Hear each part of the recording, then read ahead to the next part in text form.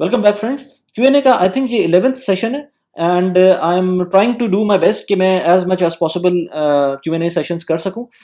मैं ट्राई कर रहा हूं कि जब तक ये बैकलॉग क्लियर नहीं होता हफ्ते में एक Q&A सेशन एटलीस्ट मैं करूं और उसके अंदर तकरीबन कोई 30-40 के करीब क्वेश्चंस इस वक्त मौजूद हैं। और रेस्ट अश्योर्ड सारे क्वेश्चन जितने भी मैंने आपकी ईमेल्स हैं जो कि इस ईमेल पे आप लिखते हैं वो मैं पढ़ ज़रूर रहा होता हूँ। उसको मैं कब लाइन अप करता हूँ ईमेल के हिसाब से, कभी कभी मैं देखता हूँ कि यार अगर इसमें इंपॉर्टेंट चीज़ है तो मैं जल्दी उसको पढ़ भी देता हूँ, ट्राई करता हूँ। अदरवाइज जो जिस तरह से भेज रहा होता है मैं उसी सीक्वेंस से उसको पढ़ रहा होता हूँ। रेस्ट अश्योर्ड अगेन मैं कह रहा हूँ कि मैं सारी ईमेल्स पढ़ता हूँ, पढ़ के रख लेता हूँ और जब भी मैं ये सेशंस करता हूँ तो मैं उसके अंदर उसको रीड आउट कर देता हूँ। डिस्क्लेमर दे दूं कि जितने भी चीज़ें मैं आपको यहाँ पर बात कर रहा हूँ कोई भी फाइनेंशियल एडवाइसेस नहीं है, सिर्फ और सिर्फ कमेंट्स हैं जो आप मुझे जिस तरह की भी सिनेरियोज आप मुझे बताते हैं अपने अपनी फैमिली के, वो मैं उसके हिसाब से जितना मुझे समझ में आता है मैं उस पर कमेंट कर देता हूँ। लेकिन इसको आप बहुत ज़्यादा सीरियस इस तरह से ना लें कि एज जो मैं कह रहा हूँ एग्जैक्टली उसको उसी तरह से इम्प्लीमेंट कर दें। आप इन टॉक्स को आप सुन सकते हैं, इस वीडियो को इन वीडियोस को आप देख सकते हैं। इससे इसमें बहुत सारे ऐसे सिनेरियोज आते हैं उससे आप शायद आपके ब्रेन सेल्स काम करना शुरू कर जाएं, थॉट प्रोवोकिंग हो जाए, वो एक अलग चीज़ है। लेकिन एक स्पेसिफिक कोई चीज़ के अंदर अगर मैं कोई बात कर रहा हूँ तो ज़रूरी नहीं है कि वो आपके ऊपर इम्प्लीमेंट हो, या अगर मैं आपका क्वेश्चन पढ़ भी रहा हूँ तो हो सकता है वो मेरे पास पूरी सिनेरियो ना हो आपका और मैं कुछ ऐसी चीज़ें मिस कर जाऊँ। तो इसलिए उसको अपने पर्सपेक्टिव से देखें और इन बातों को फाइनेंशियल एडवाइस के तौर पे ना लें। इसी बात पर बगैर किसी डिले के हम पहले क्वेश्चन की तरफ चलते हैं। पहला क्वेश्चन मुझे एक साहब का आया था इटली से, बहुत अच्छी तरह से उन्होंने उर्दू में मुझे लिखा और I like the way he compose the email. बहुत ज़्यादा प्रोफेशनल मुझे कंपोजिशन लगी उसकी। और मैं आपको ईमेल पढ़ के बताता हूँ। अस्सलाम वालेकुम वली भाई, मेरा नाम, अच्छा मैं नाम नहीं ले रहा बल्कि मैं इस ईमेल का मुझे दिल चाह रहा था मैं स्क्रीनशॉट भी लगा के आपको दिखाऊं क्योंकि जिस तरह से ये कंपोज की गई थी मुझे बहुत अच्छी लग रही थी। एनीवेज मैं आपको और मैं स्क्रीनशॉट्स नहीं लगाता ईमेल के, वो किसी भी तरह से लोगों को पता चल सकता है, इसलिए secrecy I want to maintain secrecy at all cost.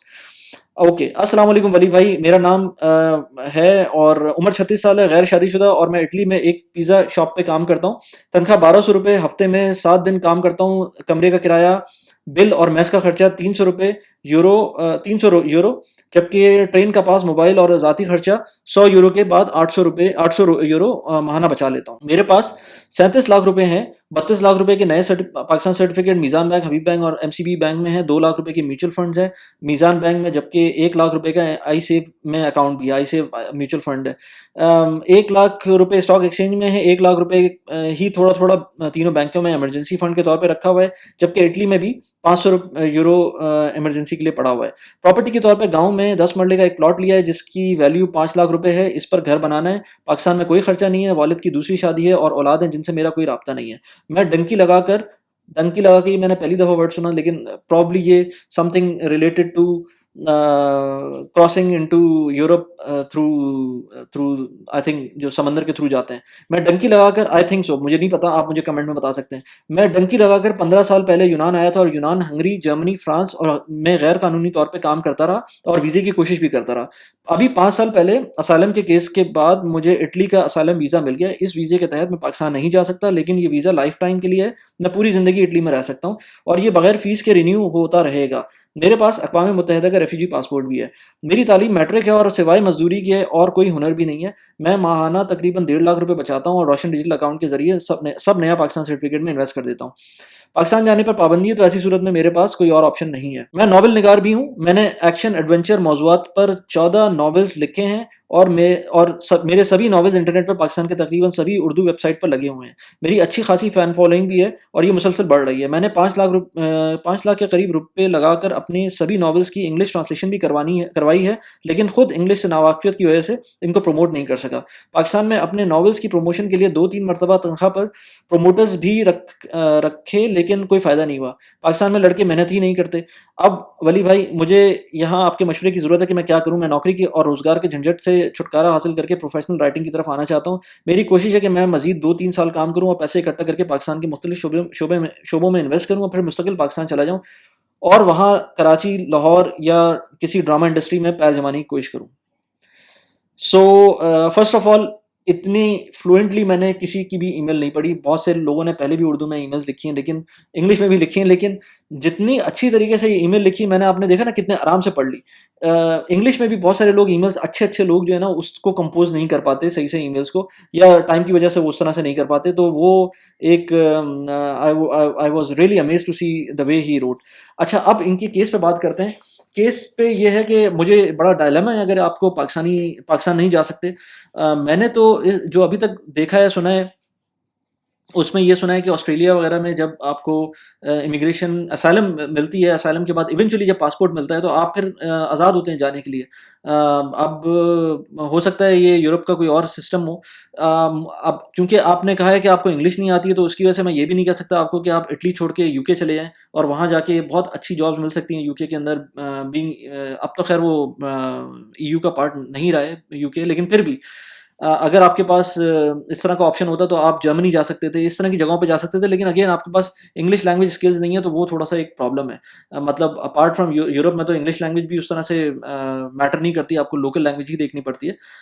आप अगर आपको मतलब समझ में नहीं आ रहा इटली, तो आप मैं कहूँगा कि आप लैंग्वेज वहाँ पर सीखें। आपको इसीलिए नहीं समझ में आ रहा कि लैंग्वेज एक बहुत बड़ा बैरियर होता है किसी भी मुल्क में रहने के लिए। आपकी एज इस वक़्त इतनी नहीं है कि आप ये कहें कि मैं लैंग्वेज नहीं सीखना चाहता। मैंने बहुत ज़्यादा एज वाले लोगों को लैंग्वेज सीखते हुए देखा है। I know it's easier said than done. मैंने इतने आराम से बोल दिया कि आप इंग्लिश लैंग्वेज सीख लें, लेकिन फिर भी मैं बोलूँगा कि आप एज़ मच एज़ पॉसिबल सीख सकते हैं तो वो सीख लें। इसके अलावा ये कि अब देखिए, मैंने यूट्यूब वीडियोज़ बनाना शुरू किए हैं तकरीबन 1 डेढ़ साल से। मेरे कोई प्रायर एक्सपीरियंस नहीं था इसके अंदर। आप का जिस तरह से मुझे जिस तरह से लग रहा है ना कि जिस तरह से आप काम कर रहे हैं, उसके पॉइंट ऑफ व्यू से मैं सोच रहा हूँ कि आपको एक नरेशन स्टार्ट करनी चाहिए। जो आपने नॉवेल्स लिखे हैं, आप उसको पढ़ना स्टार्ट करें यूट्यूब के ऊपर। अगर आपको अपना फेस रिवील करने में कोई प्रॉब्लम नहीं है, तो मैं कहता हूँ, अगर फेस रिवील करने में प्रॉब्लम भी है, तब भी आप एक यूट्यूब चैनल खोल के आप अपनी सिर्फ उसको पढ़ सकते हैं। आपको नहीं पता कि किस तरह की फॉलोइंग आपको आपका वेट कर रही है। ये बात आप ये समझें कि मैंने अपना जब चैनल खोला था पर्सनल फाइनेंस का, पाकिस्तान के अंदर कोई इस तरह का चैनल नहीं था और अभी भी नहीं है। तो ऑल्दो कि मेरी ग्रोथ उस तरह से नहीं है, इंडिया के चैनल्स देख लें आप कहाँ से कहाँ पहुंचे हुए हैं, लेकिन पाकिस्तान के चैनल्स की उस तरह की ग्रोथ नहीं है। यू नेवर नो आपकी फैन फॉलोइंग कहाँ पर बैठी हुई है, किस तरह का वेट कर रही है। आप यूट्यूब पे चैनल खोलें और उसके बाद अगर आपको चेहरा दिखाना है अपना, तो फेस रिवील करके आप नरेट करें और उसके अंदर लोगों को कहानियां सुनाएं। या फिर आप नहीं करना चाहते तो आप बैकग्राउंड के ऊपर कुछ भी रख लें, या अपना नॉवेल ही खोल के सामने रख लें और उसको पढ़ना शुरू कर दें। आप आई एम श्योर आपको कुछ उसके अंदर अट्रैक्शन मिलेगी। इसके अलावा ये कि जो आपने इंग्लिश ट्रांसलेशन करवाई है अपने नॉवेल्स की, तो मुझे नहीं पता कि उसका कितना फ़ायदा होता है, कितना नहीं होता है। आई एम श्योर उर्दू के अंदर आपको कोई ना कोई जब फ़ैन फॉलोइंग बन रही है, फ़ैन फॉलोइंग को आप अगर बन रही है, तो आप उसको कंटिन्यू क्यों नहीं कर रहे हैं? क्योंकि मैंने ऐसे लोगों को देखा है जो पोएटिक होते हैं या इस तरह के लोग हैं, जिन्होंने फ़ेसबुक वगैरह के अंदर काफ़ी ज़्यादा आगे गए हैं, और मैं उर्दू लैंग्वेज की बात कर रहा हूँ। तो आपको इसके ऊपर सोचना चाहिए कि आप अपने अपने जो स्किल्स हैं, उसको किस तरह से प्रमोट कर सकते हैं। मैं ये कहूँगा कि आप एक दफ़ा वीडियोज़ बनाना शुरू करें, आप एटलीस्ट कम से कम 5-6 महीने ये कंटिन्यू रखें। आई एम श्योर आपकी फ़ैन फॉलोइंग होगी वहाँ पर। और मैं आपको एक और बात बताऊँ, बल्कि मैं सबके लिए बोलना चाहता हूँ कि आजकल के ज़माने के हिसाब से जो लोग कहते हैं ना कि क्या बच्चों में स्किल्स होनी चाहिए, किस तरह की चीज़ें लोगों को सीखनी चाहिए, अपने बच्चों को सिखानी चाहिए।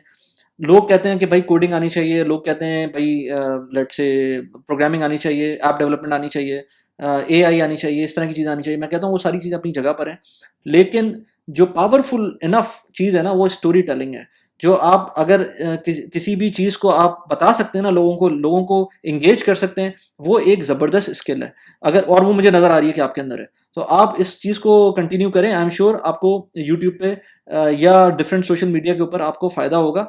थोड़ा-सा आपको इतनी इंग्लिश तो आती है कि आप यूट्यूब वगैरह यूज़ कर सकें, तो आपको थोड़ा-सा उर्दू आपकी परफेक्ट है, जिस तरह से मैंने देखा है आपने लिखा है।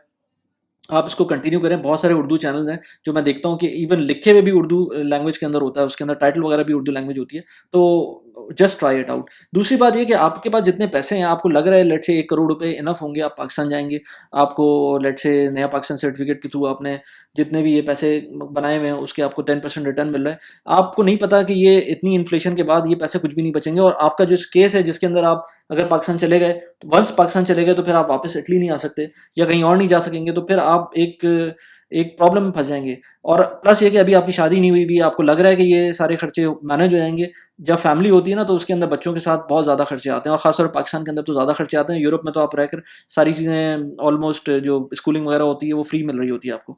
तो ये चीज़ें आप अपने जहन में रखें। फिलहाल पाकिस्तान जाने का ख्याल जब तक ना लाएं जब तक आपका कोई चीज़ स्टैब्लिश ना हो जाए। इन पैसों में आप ये नहीं कह सकते कि आप पाकिस्तान जाके लेट्स से शादी करके और अपनी फैमिली को सपोर्ट कर सकेंगे अच्छी तरह से। आपको कुछ ना कुछ करना पड़ेगा। जो आप कह रहे हैं कि आप कराची लाहौर में सेटल होना चाहते हैं और वहाँ पर आप ड्रामा इंडस्ट्री में जाना चाहते हैं, वो सब ठीक है, लेकिन अगर आप इसको प्रैक्टिकली देखें ना, तो आपकी जो सिचुएशन है, मैं आपको रेकमेंड नहीं करता कि आप इस कंडीशन में जाएं।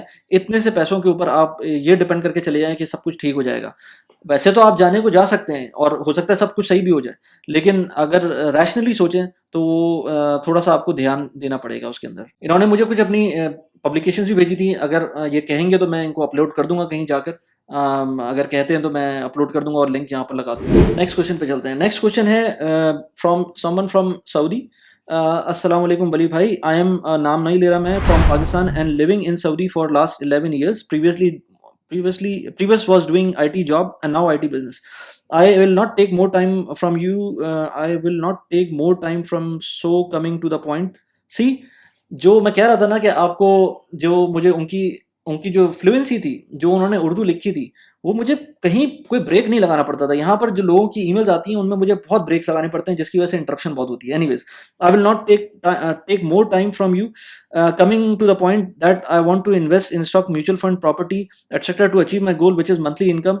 And and if I'm in Saudi, I need minimum 6k Saudi Riyal, and if I move to Pakistan, I need minimum of 200,000 Pakistani rupees. Alhamdulillah, I have three plots in Bahria town, Rawalpindi, and one ready home in Islamabad where I will live in case moving back to Pakistan.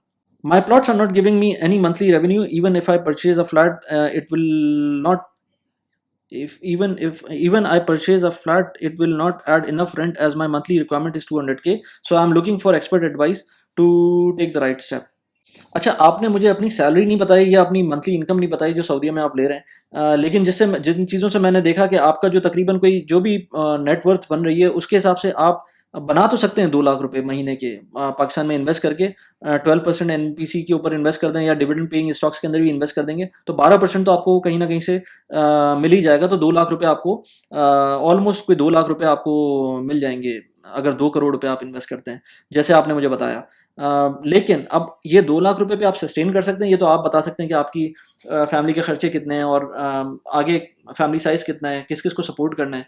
2 lakh रुपए तो आपके ये kitchen income के लिए होंगे। अगर आपके बच्चे हैं तो वो उनके लिए हायर एजुकेशन कैसे होगी या फर्दर एजुकेशन कैसे होगी, या अगर आपके फैमिली में और लोग आप पे डिपेंडेंट हैं तो वो कैसे काम करेंगे। प्लस ये कि अगर आप बिजनेस कर रहे हैं तो आपके पास बिजनेस का जो कैपिटल चाहिए होगा वो इन पैसों में से होगा या आपके पास अलग से पैसे आएंगे। तो ये सारी चीज़ों को आपको देखना पड़ेगा।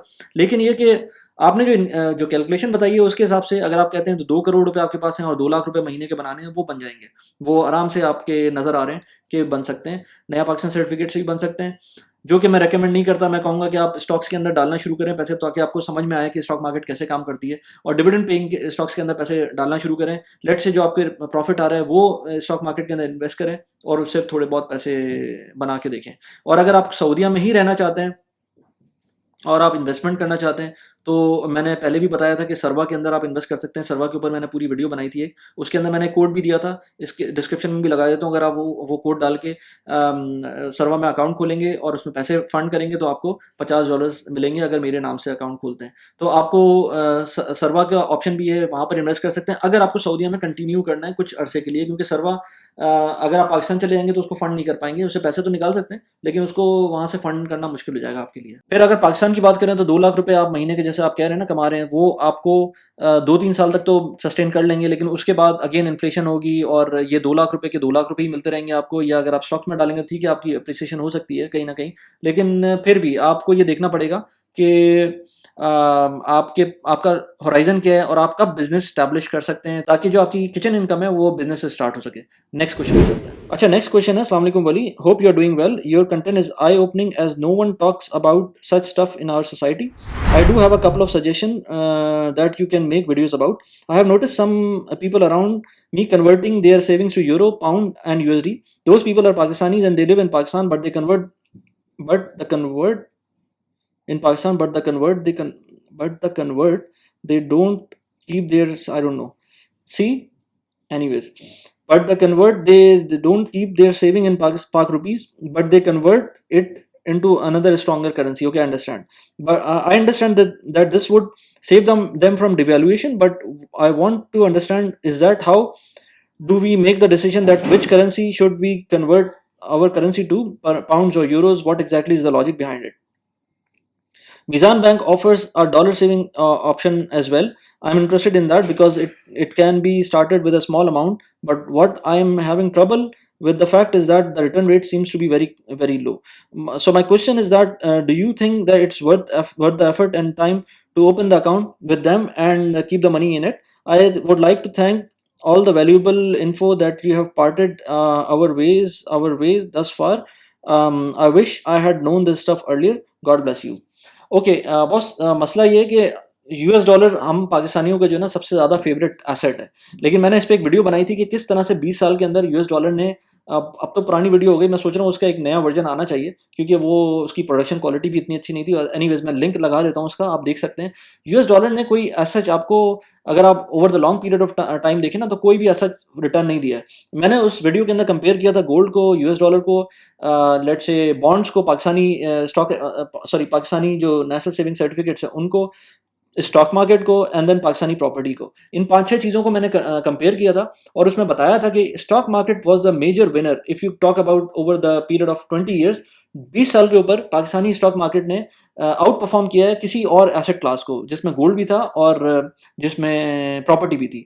सेकंड नंबर पे जो आ रहा था वो गोल्ड और प्रॉपर्टी कहीं नेक एंड नेक आ रही थी, क्योंकि गोल्ड उस जमाने में काफ़ी कम था। अब तो बहुत बढ़ गया ना, तो मतलब अब, लेकिन बढ़ने के बाद 10 साल से कोई ऐसा उसने मूवमेंट शो नहीं किया, उससे पहले लेकिन काफ़ी कम था।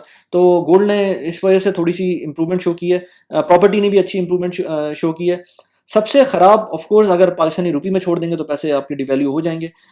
उसके बाद कहीं अगर आप 11% 12% के ऊपर नेशनल सेविंग में रख रहे हैं, उस पर भी कोई बहुत अच्छा रिटर्न नहीं था। मतलब डॉलर टर्म्स के अंदर सिर्फ डॉलर में रख देंगे 3-4% के ऊपर, तब भी आपको ऑलमोस्ट सेम रिटर्न मिलेगा, considering all the devaluation that has happened. तो लोग जो डॉलर में कर रहे होते हैं, सिर्फ और सिर्फ डॉलर में रख रहे होते हैं। शॉर्ट टर्म के लिए तो ठीक है, लेकिन लॉन्ग टर्म के लिए कोई सेंस बनती नहीं है उसकी।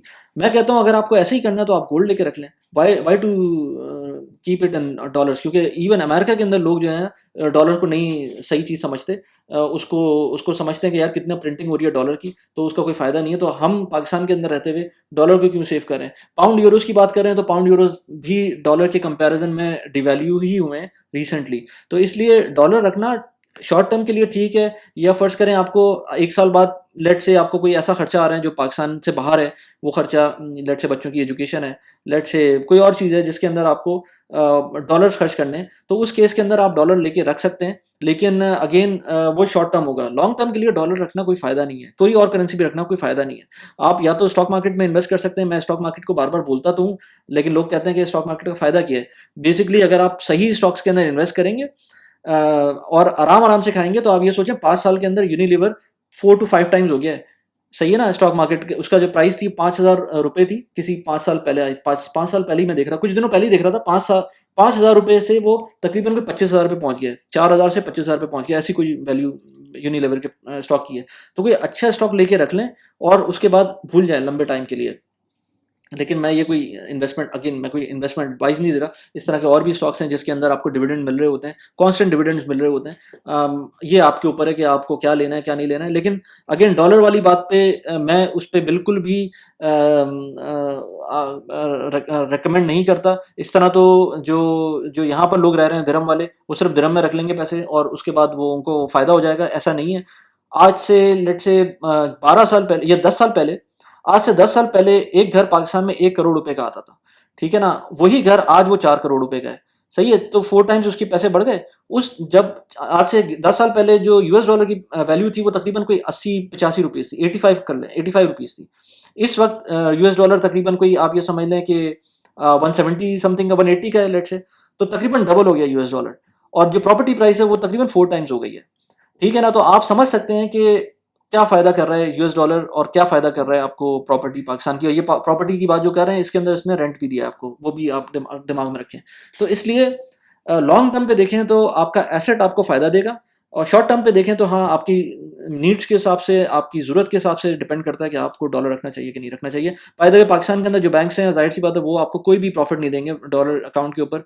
हार्डली कोई 0.5% इस तरह का कोई शायद रेट मिल जाए। नया पाकिस्तान सर्टिफिकेट आप ले नहीं सकते क्योंकि पाकिस्तान के अंदर नहीं है, अदरवाइज उसमें 6% के करीब मिल सकता है। तो next question. Okay, so next question है someone from, actually from Instagram. किसी ने मुझे मैसेज किया था और वो काफ़ी लंबा मैसेज था, तो मैंने कहा उसको मैं Q&A के अंदर डाल देता हूँ। सलाम वली भाई, how are you doing?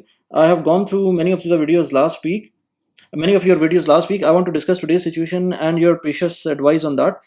I am 34 years old, electrical engineer in I won't name the city again, working on my dream job from January 2020.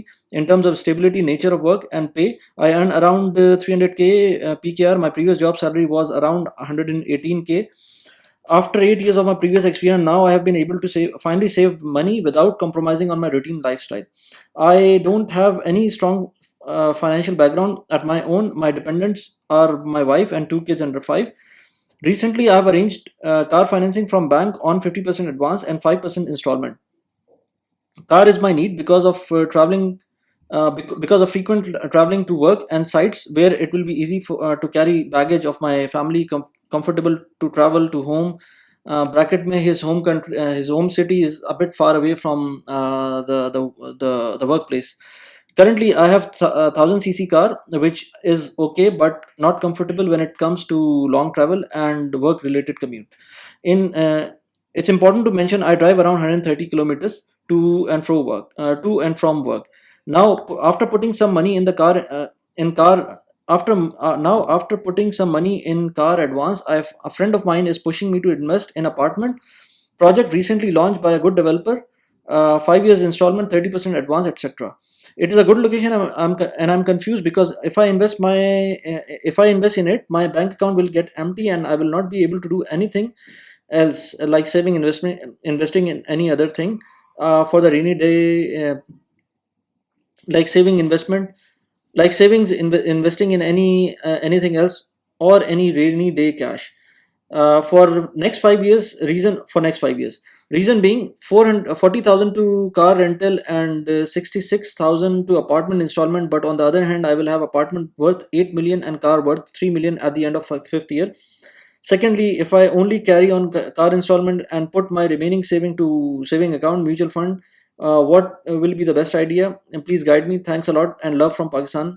Bhai PS, if you don't find it suitable to answer here, can you reply? Of course, I'm replying here on the video.